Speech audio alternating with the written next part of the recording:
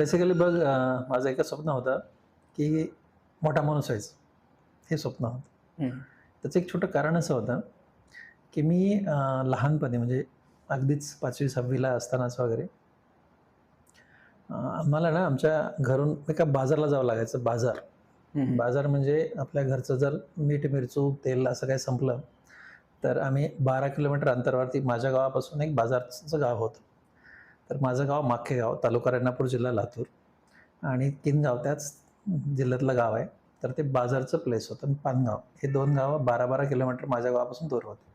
तर तिथं जायचं ना, तर माझे वडील मला एका सावकाराकडे पाठवायचे. सावकाराकडे आणि ₹100 घेऊन ये बाजारासाठी म्हणायचे. ते ₹100 आणायला गेलं, की ते सावकार मला ₹90 द्यायचे. कारण ₹10 शेकड्याने आपल्याला पैसे मिळायचे. आणि वर्षभर महिन्याला, 2 महिन्याला, महिन्याला, 2 महिन्याला बाजारला जाताना त्यांचे पैसे आणायला जायचो. वर्षभरामध्ये त्यांचे पैसे आपल्याला ₹800-900 आमचे वर्षभरामध्ये आणून व्हायचे.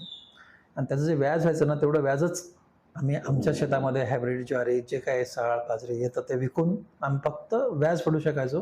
मुद्दल तसंच राहायचं. माझ्या डोक्यात एकच एकच कन्सेप्ट होता त्या वयामध्ये, बॉस एवढं शिकायचं कारण दुसरा काहीच पर्याय नव्हता. बघा, आपण बिझनेस करू शकत नव्हतो. आपल्या बापाकडे काहीच नव्हतं. आपल्याला पर्याय फक्त एकच होता, की शिकायचं. शिकलं की माणूस मोठा होतो.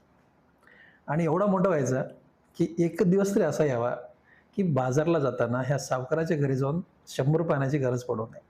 हा मोटो होता माझ्या लाईफमध्ये आणि त्या मोटोने हॉनेस्टली खूप मोठं केलं.